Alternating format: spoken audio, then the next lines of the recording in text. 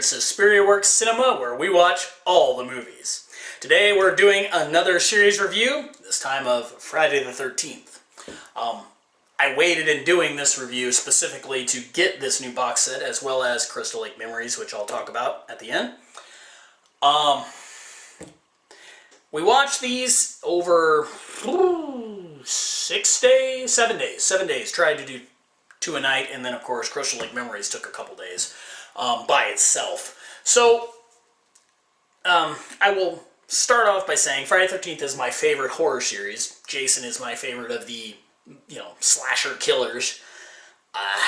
And I've got a lot of nostalgia for these movies, so that will taint a little bit of my review. And some of them, watching them again back to back, showed some other problems I didn't quite remember being in the movies, and added a little bit of a frustration that wasn't there originally. So this series in particular, I mean, there's other movies that were impacted as well during the 80s, but this series took the brunt of it being released by Paramount, and that was from the MPAA. So I want to get off track a little bit and do a rant on the MPAA, because I'm not sure if everyone knows exactly the extent of their malevolence. The MPAA, Motion Picture Arts Association, provides ratings for movies. And at one time, way back, movies were pretty much G or R. G was general audiences could see these movies. In other words, you could take children to see it, there should be no problem. Or R meant they were restricted. These are movies that were meant for adults. This rating system I have no problem with. I think it makes perfect sense. Then they decided to add an X rating. This was mainly derived from adding adult films to cinemas, which was done in a lot of the major cities. You could actually go see hardcore rated films. And some of these were given X ratings, like Deep Throat, that were actually released to a cinema. Well, in somebody's infinite wisdom, they decided that they could use this X rating, which has now been changed, and it's an NC-17, same principle. They could use this to enforce their own moral censorship on films. Now, if you're wondering why don't people release movies as X or NC-17 or unrated, if you unrate a movie, you don't have to pay the MPAA for it. You can tell them to fuck off. We're not England. We don't require like the BBFC.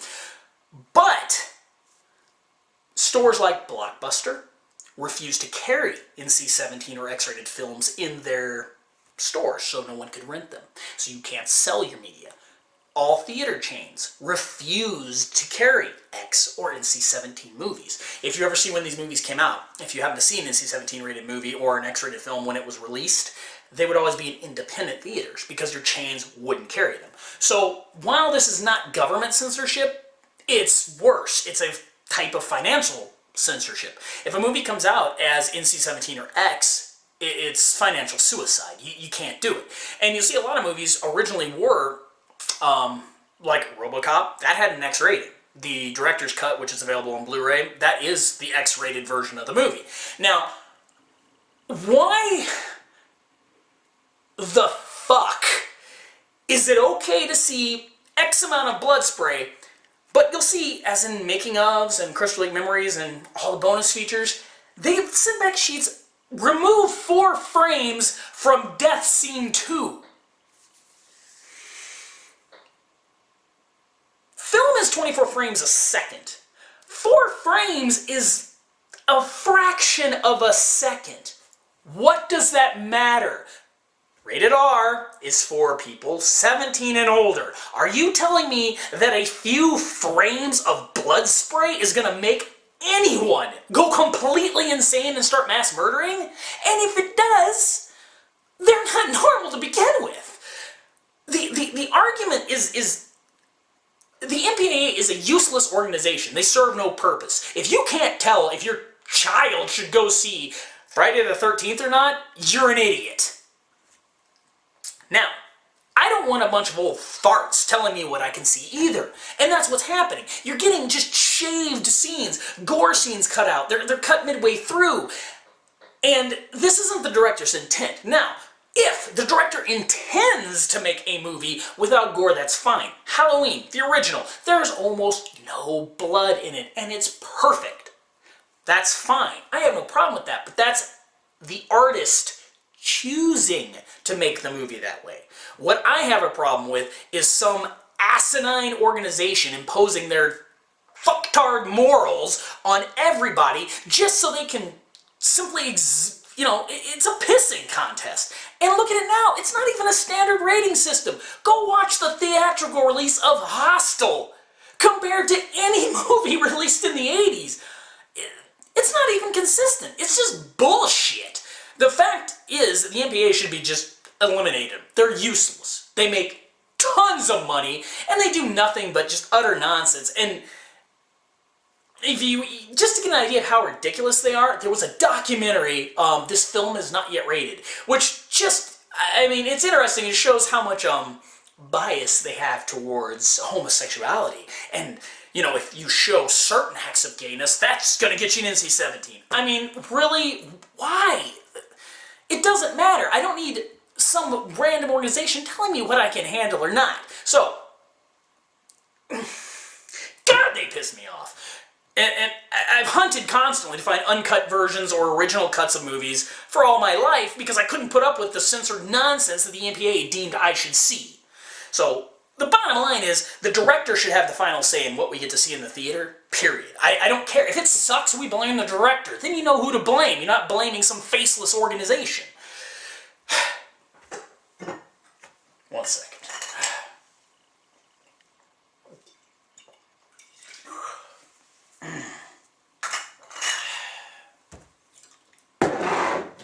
Whew. Better. So, had to get that out. And the reason I bring this up is because these movies notoriously have been butchered by the MPAA. So, let's talk about them. Friday the 13th. Jason Voorhees, the mad maniac that slaughters through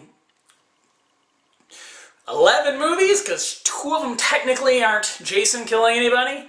The original Friday the 13th, directed by Sean Cunningham, was a little more than a money grab.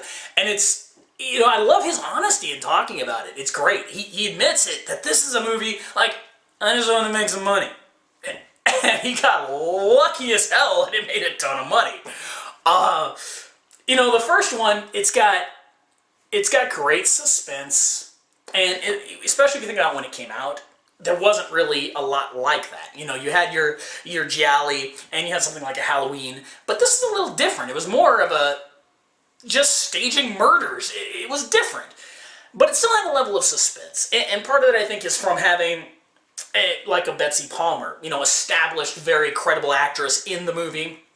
And I don't want to discount Adrienne King or the Kevin Bacon or the rest of the people in it. They're actually all quite good, especially in the first movie. They have a lot of energy, a lot of, you know, zest. I believe they're campers that all look too old. But it fits the story. And there's some great kills in this movie. The Blu-ray contains the original version of it, often referred to as the European or the uncut. But again, that was the original version before the MPAA censorship. And so you get some nice little extra gore during Kevin Bacon's scene and a couple other spots. So again, I'm assuming everyone's seen all these movies. I'm not going to delve too much into the story. But it looks great. It's a nice transfer. It's a fun movie. This sets up, you know, Jason's mom is the killer, and then, you know, you get Jason at the end. Which they talk about, they never really had plans to go beyond it, so with the success, of course, they had to make a part 2. Part 2 brings in Steve Miner as director. He worked on the first film, so he kind of graduated up to being a director. He's gone on to do a lot of TV movie stuff. Honestly, Friday the 13th 2 and 3, I think are his best works. I think they're pretty good, too. I like the movies. It seemed like he did so much TV after that. His later work has gone kind of downhill, in my opinion. But 2 was a movie where you could tell they were trying to figure out what to do, how to bring this back, you know, and make a sequel. So obviously I went with the Jason idea. and he wears a little bag head, so it's kind of like almost a Hills Have Eyes ripoff, or, again, he looks like the guy from the town that dreaded sundown, so I'm sure there's some ideas taken from that as well. But you got a nice start of what will become the continuing series. They kill off our original character, which is something kind of like, I think that was Eli Ross and Dodd in Hostel 2, as to that concept. And then you get a whole brand new cast of people, and the slaughtering begins. Interesting in this one, a whole bunch of them go off to a club and never come back, so it looks like you're going to be set up for like a 30-plus kill movie, but a lot of them leave. They kill the guy in the wheelchair, which, I mean, it's tactless, which makes it kind of cool. It's a great kill scene, though. It's great effects on that scene, and bouncing down the stairs with the water coming down. It's an excellent scene. It's a cool flick. At the end of this one, Amy Steele's character presumably stops Jason, and you can tell it was a nice twist to have her try to look like his mother and do that little blending, and you had Betsy Palmer come back and do the scenes, so you had a nice connection to the first one to bridge into this. How Jason is back and a full-grown adult, who knows, who cares, you gotta let that go because it makes no sense, but it works to give us the rest of the movies. Again, this one is filled with a bunch of nice acting. No complaints at all. It's a fun, good movie. It's lacking a lot of the suspense, I think, of the first one, only because it's a sequel. You know what's going to happen. And by the time you get to 3, I mean, these movies have a formula. You've got hack slash, hack slash, hack slash. That's cool. But that's what you expect. Again, there's some nice kills. This is another one where it was censored by the MPAA.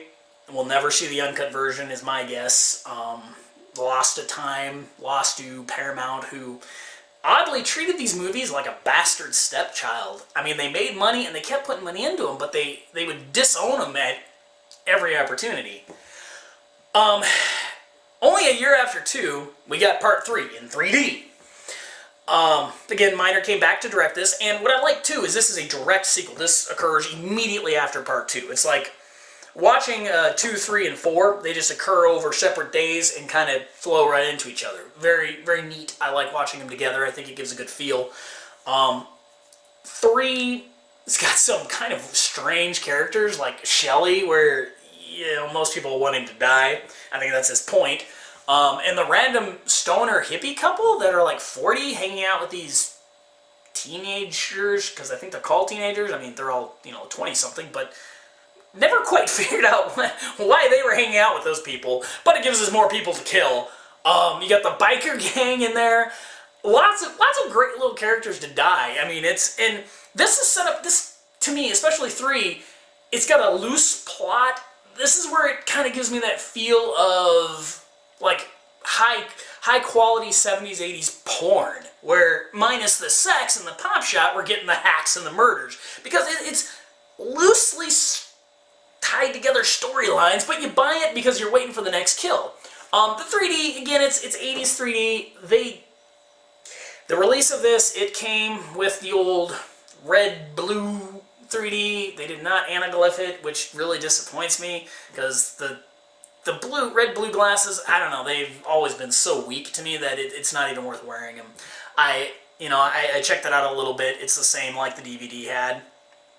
So, again, if you like it, at least it's included. I wish they would have done some little work on the conversion. I'm not sure how good it would have been. You could have had an Amityville 3D, which I thought didn't come off very good, or a House of Wax 3D, which, if you haven't seen that, that is some awesome old 3D converted to the new style.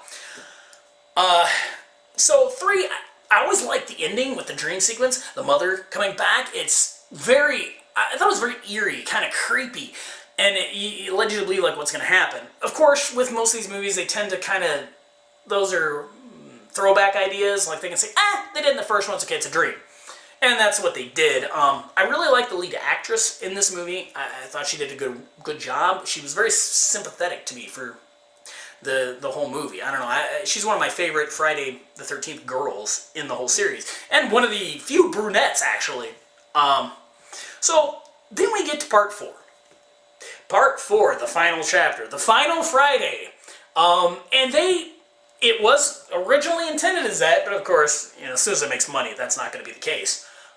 But Joe Zito directed this. He did The Prowler beforehand. He went on to do a couple movies, Invasion USA, Red Scorpion. Zito's a fine director. I think he's never got as much accolades as he could have. Very violent, never shying away from gore. And part 4 is pretty great on the kills. Again, stuff is shaved here and there. I haven't heard Zito complain directly about being censored, so... And this is one of the more violent entries into the series. But, they talk about how much they shaved off every kill just so they could keep in the final scene where the machete pierces his skull and he slides down it, which is a great scene, and I'm glad they got to keep it. But, I haven't heard Zito complain, but I know Savini says a lot was cut from it. And, again, there's so many good kills. I would love to see the full versions of them. I'm sure they're fantastic. Because, half these movies, it's the special effects. The special effects guys, they work their asses off, to make these amazing effects just to have it butchered by some dickhead in a suit.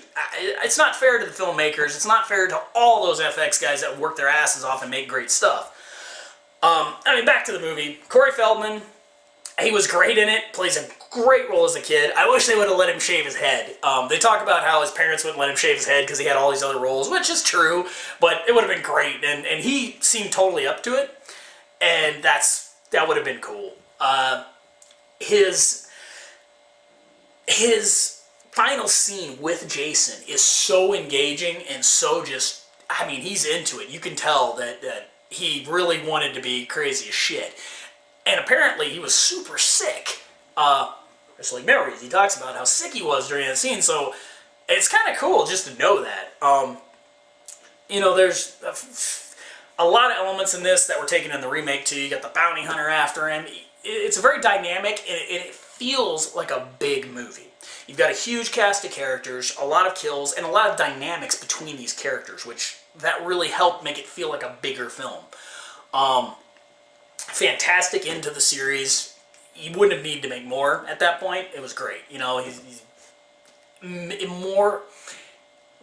immortalized as the hockey mask killer. But of course, it made money. So we get part 5, A New Beginning. One of the black sheeps of the entries. The director, at this point, this is where the directors seem to come from a lot of different backgrounds. Either it ends up being like one of their first movies or something totally out of place for them. It works in a couple occasions, and like Steinmann, he came from more of an exploitation type of background, including some porn. And 5, it's not Jason as a killer. Everybody knows this. If that's a spoiler, I don't know where you've been. And that ruined it for a lot of people, and I can see why. Now, from watching Crystal Lake Memories, the amount of gore cut from part 5 could have saved it, honestly. It's a sleazy exploitation movie, and it works as that. If you would have had all the gore left in the movie, which there was a ton cut, you would have gone from being a mediocre slasher flick to a buckets of blood gore fest with a thin plot, which would have worked the way he set up the movie. You could tell it's just a sleazy movie. So I think it would have redeemed it. As it stands, it's kind of a boring movie. And you've got the kid, he couldn't say the word fuck or certain bad words, so he runs around saying fudge all the time, which I find funny. His parents had no problem with him being in the movie, but he just couldn't say bad words. What? So it just comes off as kind of mediocre. The concept is great, exploring what happened to Tommy, and the psychology is a brilliant idea. It just, as it stands, it falls very flat. You don't get the psychological expose that you would like, and you don't get the gore that you want either. After that, they kind of decided to go in a different direction. They got Thom McLoughlin, who, he directed more, let's say, comedy-type stuff. more of his background. And he wanted to bring a little different humor to Part 6, Jason Lives. Again, recast of Tommy. At this point, Corey was well into working in tons of bigger movies, so I'm sure they couldn't get him or couldn't afford him to be in the movie. It's fine. The actor they got, I like. He works for the part. I totally believe he's Tommy. And the opening scene, bringing Jason back with the stick and the lightning. I mean, it's stupid as all get out, but it works perfectly. This is saying, hey, we're at Part 6 of this movie. We don't give a shit anymore. And the added humor is it was a nice relief after Part 5's failed attempt at a serious tone. The self-aware type humor worked well. It's not over the top like, you know, in a Scream, but it's there, and there's certain little jokes that work well. Zombie Jason looks cool. Not quite as cool as he does in Part 7, but he does look cool, and he's just an insane badass. And at this point, you're seeing this guy, he's like, just crazy. And there's kids in this movie, finally. There's, you know, all the other movies, the kids never show up to camp. Camps suck, you know, they never actually get kids in them. But this time we get the kids, and of course Jason doesn't kill the kids. I mean, I agree with that. I think it would have been weird if he did, because, you know, he's still a kid at heart, and that's what kind of makes the character attractive to me. He's just a nice, you know, he's a kid that was abused, so he's trying to take vengeance on these abusers. So, of course, you know, these little kids, they seem innocent in his eyes, like him, in a way. You know, this has got Alice Cooper's theme song, The Man Behind the Mask, which is awesome, but no video! That really bummed me out. I really wish they would have had the video on here. Maybe it's in a Easter egg, but I can't find it. Damn it, I want that video. It's only available in terrible quality on YouTube, too. Love the song. So, I think it's fun. You get a nice, fun, exciting thing with Part 6, which leads us into Part 7, The New Blood. I love that they gave Jean-Carl Buechler a chance to do the movie. His Jason is, to me, the definitive Jason. Kane Hodder behind all the makeup. The look, I mean, it's just fantastic. I love it. I think he looks fearsome, badass, and just cool. I mean, some of the shots where you see his spine glistening in the moonlight and the ribs starting to come out, his half face, it's just so, I think he looks awesome.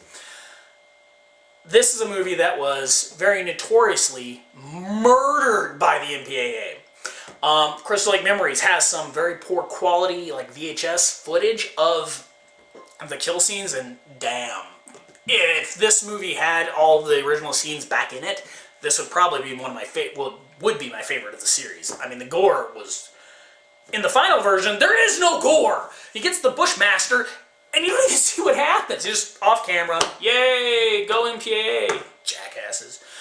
Worse, apparently, from reading the Crystal Lake Memories book and watching the documentary, the producer on this had a beef with Buechler, and she destroyed the original prints with the uncut version, so there is no original version to be released. It can't be released unless somebody had a hidden copy, you know, somewhere out for a different territory of the original cut. We'll never see it, which is horribly disappointing. 7 is the psychic girl versus Jason. You know, again, a lot of people complain about the silliness. It's Part 7. I don't really care. It's okay to be silly. It added something new. I'm totally for that. It works. A lot of the characters are kind of flat. You got the bitchy blonde girl. She, you know she's gonna get it, and she plays her part perfectly. I like her. I like most of the acting. Laura was good. Her boyfriend, it was a little weird. I thought he was kind of flat, but again, you're in Part 7 of a series. I like Part 7. I think it's a fun movie. It was fun to rewatch. The only problem I really had is at the beginning, well, not the beginning, the end. It makes no sense with her father. And lo and behold, they wanted to make him a zombie. But they kiboshed that, the producer did, which was idiotic, because him coming back and looking perfectly normal, but he was supposed to be under the water for over a decade, it was kind of weird. There's some nice scenarios. Again, I mean, the kills all fall flat because you don't see them. With the exception of like the paint gun scene where it's played up for laughs, that was awesome. That works great. Onward to Part 8. Jason Takes Manhattan. Best poster, the original one, ever. Best concept ever. What I expected and wanted to see was Jason showing up in Manhattan and slaughtering hundreds of people for an hour and a half. Would have been an amazing movie. Unfortunately, that was not to be the case. This one was directed by Rob Heaton. This was one of his earlier movies, or maybe even his first one, and he doesn't have the budget to do that. Nor would they ever spend that kind of money on a Friday the 13th movie. I mean, you know, I want dump a couple $100 million into it and have Jason slaughtering all of Manhattan. You would have a movie that would be fantastic. So what we end up with is cheap makeup, because Jason doesn't look near as cool as he did in 7. His clothes have grown back. He's grown some gloves to cover up any wounds. Electricity brings it back again in a very strange way, and you're stuck with this weird cruise ship that these teenagers are on for a high school graduation to take a trip to Manhattan. They take a cruise ship with only them on it. There's only like 20 people on this whole cruise ship and no staff, which it's very weird. I don't understand. And they take a cruise ship from Crystal Lake to Manhattan somehow. But almost the entire movie's on the ship. And again, neutered by the MPAA, so all the kills are either off camera or bloodless. And they're kind of silly. They're not very cool.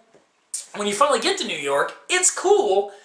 It's Canada, but it's cool. Except the shot in Times Square, which is a great shot. And that was pretty much all they had money for.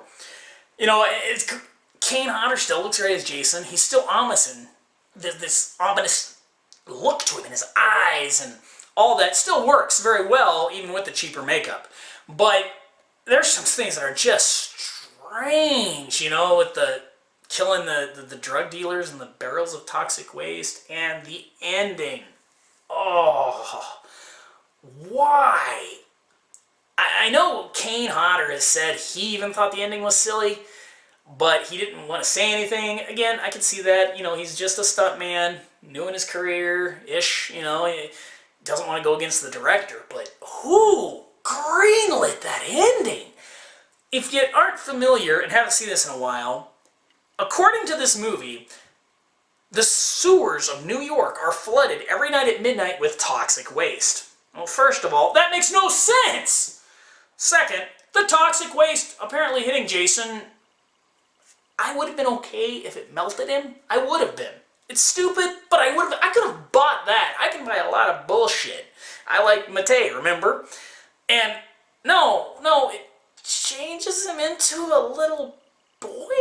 And worse, when he changes back into a little boy, he's perfectly normal. He doesn't have the malformed head or anything, and he's just shaking, and that's our end. Oh, God. It's just such a stupid ending that the rest of the movie was passable. It was. But that was just, it's one of those where the ending is just so dumb, it's hard to even accept the rest of the film. Anyway, so that's part 8. At this point, Paramount decided they weren't going to make any more money on these because Part 8 bombed. And they sold off the rights to New Line Cinema. New Line, in turn, you know, they'd had a lot of success with Freddy, and they were getting ready to end Freddy, or no, they were getting ready to. They did Freddy's Dead, that is right. They had done Freddy's Dead, and they said, oh, well, we got the rights to Jason now, let's do a End of Jason movie. Good idea. But again, they chose another first-time director out of film school to make this movie. Well, listening to the interviews, you know, he thought he wanted to do something really new and groundbreaking. The problem is, that isn't what these movies are. You're on part 9 of a movie. I don't need new and groundbreaking. James Bond, Godzilla. I mean, these are movies that really stick to a formula. While, yes, James Bond has a lot of fantastic films and even some stinkers, they do have a very specific formula. They're not reinventing the wheel, ever. And that's what these movies needed. So, the director claims that Cunningham, who came back as producer, and told him to get Jason out of the mask. And his idea to do that was the opening scene where they lure Jason out and they blow him up. I like that idea. The acting was pretty hokey from the soldiers, but I like the idea. It was actually really cool. But how do you bring Jason back then? And I think his makeup and his costume with the mask looked really weird. I don't know, I didn't understand. It's like, why is he all swollen and freaky looking, and why does the mask look metal now? I wish they would have given a lot more service to the previous 8 films in that. And then it loses the plot. You got Jason in the morgue, and the heart starts beating, and then the guy eats his heart to get possessed by Jason. Okay. The redeeming part of the movie is Kane Hodder making fun of Jason. That's pretty funny. But then you've got Jason in the body of somebody who goes around killing. No Jason. So now we just have generic man walking around, kind of looking imposing, but they're not huge-ass Kane Hodder, so it's not really that scary. He does some body-jumping thing, like, oh god, what's the movie? The movie from the 80s where they puke up the little aliens, which the director claims he'd never seen, even though it's exactly the same fucking movie. There is just shit in this movie that makes no sense. Creighton Duke, the bounty hunter, I swear he had a script, but these lines just make no sense. The characters' motivations make no sense. It's just out of left field every time. The character doesn't even need to be there. So Jason has to find one of his heirs. So apparently now Jason had a sister who had a kid, and the kid is having had a baby. So he's got to find one of his heirs to come back as Jason. Okay, so if you blow up Jason, he has to get into another one of his relatives to come back as Jason. Alright, I can buy that. It shouldn't take till the end of the movie to do it. And the biggest problem I had rewatching it, he kills his sister very early on in the movie. When he's in the body of one of the other characters. He kills her and leaves her there. So I assumed that he had to get into a living Voorhees to return. No, not the case. In the movie, he jumps in her corpse that's now been there for a while, and he comes back fully dressed with the mask. Then why the hell didn't he do that in the beginning of the movie? The acting isn't necessarily bad. This movie just falls flat from the direction and the script. It's just stupid. It's really stupid. I was watching with someone who hadn't seen the series, and they hated this one. All they kept asking me was, why is this happening? Where's Jason? And again, I have to agree. Now I will say one thing. The Blu-ray, in their colossal wisdom, they include the R-rated MPAA cut version of the movie. Yes, I know they made 2 specific cuts, an R-rated and an unrated, for specific home release. The problem is, this movie's terrible. The only thing good in it is the special effects. So, if you want the uncut version, you need to keep your DVD. Except it is on iTunes. It comes with a code and you can redeem it. And you have the iTunes version is the unrated version. But if you're like me, I never watch anything off iTunes. Not that I care about anyway. I only stream stuff that I have no intention of ever owning. So, I think that's a huge mistake. They should have, if they wanted to have the R-rated version, fine, give me both. I mean, again, both versions are on the DVD. Not that I'm ever going to watch this movie again. I'll skip this one because it kind of sucks.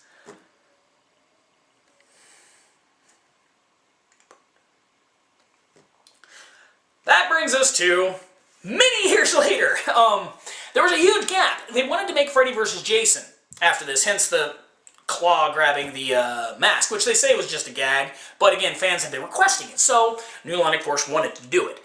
There was a huge shift over at New Line, and it never got made, so we end up with Jason X, Jason in space.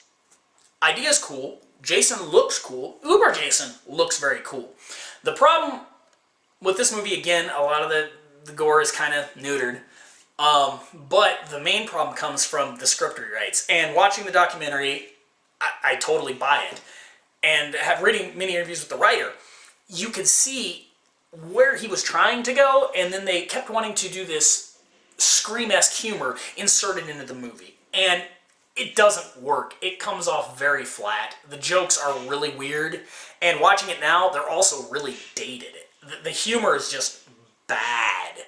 There are some good scenes in Jason X. I think it's a much better movie than 9. You get some great stuff with Jason. I love the final fight scene with him and Animaeus. as he is now called. I didn't even remember he was in this movie, but that was cool. You know, I like that. There were some great ideas. If they could have just used the original script or decided what movie they were making, you know, are we making a comedy or a serious movie? It would have been better, and it would have been better just to go serious. It worked. It actually works. It's for the in-space movies, it's still the best one, because Hellraiser and Leprechaun sure aren't very good. You know, so it's a fun movie, and it's set way in the future. It doesn't mess with any of the timeline stuff. You know, it's worth watching if you haven't seen it. I think it's entertaining. The books have some great little side stories of what could have happened, and they're much more serious in tone. So if you like the idea, I recommend reading the books. I think they're put out by Black Library. They're pretty cool, kind of fun stuff. Then finally, of course, a few years after, we finally got Freddy vs. Jason. Now, this is in the Friday the 13th set due to ownership or whatever. And I can't say it does. The way it's set up, it plays more like a Nightmare on Elm Street movie than a Friday the 13th, but it does have a nice little blend. Interestingly, this is the first movie of the series that has an established director directing it, Ronnie Yu. Very famous for his Chinese stuff. Bride with White Hair is probably his most famous movie. He also did the Kangaroo movie here. But Ronnie Yu, not a bad director, did a good job on the Chucky movie, and his Chinese flicks are pretty good. Bride with White Hair has tons of atmosphere. But weirdly, he'd never seen either of these movies, and didn't going into it. So what you end up with is a very beautiful movie. Shots are great. There's only one horrible actress in the movie. Not going to mention the name, but God, I don't know why they cast people like that, because her lines are terrible, and her one-liner before she dies is the dumbest thing I've ever heard. But aside from that, the rest of the acting is great. I love the main character, Monica Keenan. She's great. Oh, what's her face from Ginger Snaps? She's always awesome. Great stuff. Kane Hodder not being in the movie, ridiculous. I'm sure it had to do with they didn't want to pay him. I don't care what any other thing says. The eye bullshit. No, it's not about his eyes. It was about paying him. They should have paid him, because that's what I really wanted to see. The other guy does a fine job, but it's kind of just sad seeing it. And hopefully, if Kane would have been on set, Jason wouldn't have had a phobia of water. Where did that come from? That was another scene that was dumb. It looked cool visually, it just didn't make any sense. Like, he's walked underwater and jumped out of water in a bunch of movies and many times. Why on earth is he scared of it now? England is fantastic in the movie, of course. There's some really good kills. Again, this is in the age of the new MPAA, so they're not little pricks and censor everything. So you actually get some gore. The rave cornfield scene is fantastic. The stunt work with him just being on fire that long and killing people, awesome. I mean, I really appreciate the stunt work in these movies and the special effects. It's make them worth watching no matter what. Then you get the final fight scene, which that Ronnie hit. He did it just like King Kong versus Godzilla or Frankenstein meets the Wolfman. Exactly what I wanted to see. Two monsters beating the shit out of each other. So that was awesome. It's all worth it for the end. The human characters are still in it too much. Don't care. I just wanted to see my two icons beat the shit out of each other. The ending, I dig the ending. I think it works because you couldn't have either one totally win or you'd piss off fans. So I think they did the best possible solution with that. And I think it works. They had some other alternate endings, which, again, the one they chose for the final film, I think is the best one. And it's cool. This also has the remake from a few years ago. Marcus Nispel did the remake. He also did the Texas Chainsaw remake. It's okay. The actor who plays Jason, I think, does a good job. I like Jason. It's a decent movie. A lot of people complain about Jason taking a hostage. I didn't really ever look at it like that, so it never bothered me. I enjoy the remake. It does a nice job of combining the elements and setting us up. I'm curious where they would go with a part 2. It has some nice kills in it. Again, 13 kills. That's kind of cool. It looks pretty. I think it could be just... My problem with remakes is, unless they really add something new, they leave me feeling flat. It's either going to be a completely different movie or give me a different take. Like Maniac was a different take, but basically the same movie, so it felt like I was watching something new. Whereas this feels like this is Friday the 13th Part 13. And it could have been called that, and it would have had almost as much continuity as half the other movies, so why not? But again, it's in here, and you can get the killer cut and the rated cut. Since apparently Paramount isn't releasing unrated or something, I don't understand why they... Who knows why, it's just the alternate. It's an alternate cut, but you get both of them, which is what they should have done with Part 9. So there you got this set. Crystal Lake Memories. If you are a fan of Friday the 13th series and you don't have that, buy it. That's the review. Dear Lord, you couldn't possibly ask for more crap. I have the initial pressing, which came with the extra 4.5 hours of interviews. So, I mean, yeah, this is a documentary. It's fantastic. It's the guys that did the Nightmare on Elm Street documentary. So it's got great stuff, tons of cool little snippets and interviews. There's some people missing, but I buy that. I mean, I'm sure Kevin Bacon just told them, fuck off, or give me a lot of money, and they didn't use them. So I forgive them. I know there's going to be people missing. But they get a lot of people in there. It's nice. It's nice to get some of the stories out there. It's very engaging, very interesting.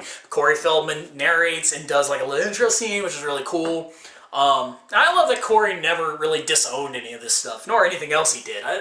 It's a good character. He's always had very solid in that respect. So, my review, I'll start with Crystal Lake Memories.